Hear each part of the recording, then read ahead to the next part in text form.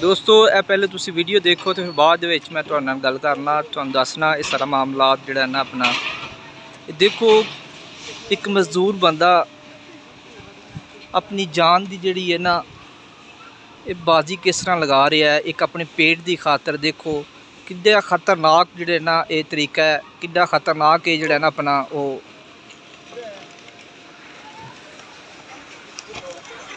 किड्डी मेहनत करदा पिया।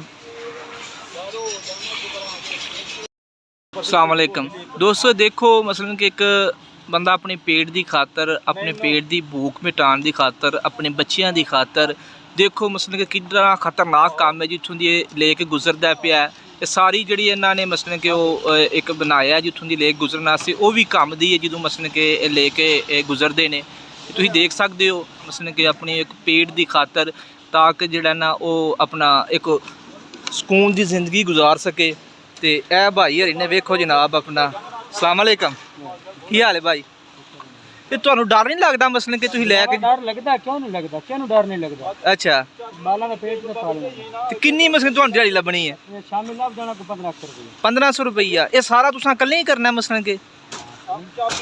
मैं कि सारा लैंटर तुसां कल्ले ही लैके लंघना है? बड़ी बहादरी यार तुहाडी। डर नहीं लगता?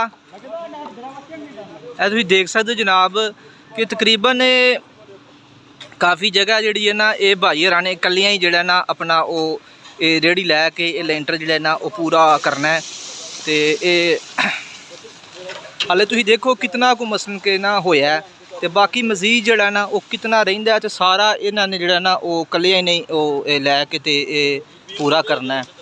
तो ये तुसीं देख सकते हो कितना खतरनाक काम है जड़ा ना अपना।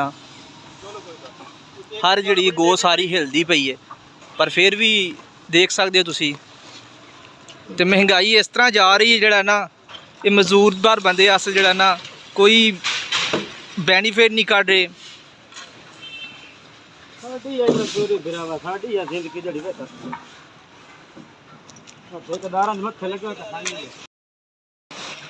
दोस्तों ये मैं देखा तुहाडे नाल ये वीडियो शेयर करने का मकसद ये वे कि जिहड़े असी बड़े सारे मैं ऐसे दोस्त देखना, बड़े सारे ऐसे लोग देखने जिहड़े मसले खुशहाल दी जिंदगी गुजारते होंदे ने, फिर भी वो जिहड़ा ना एक रोना रोंदे ने कि जिहड़ा ना यार साडा इंज हो गया, फलान हो गया, टमकान हो गया।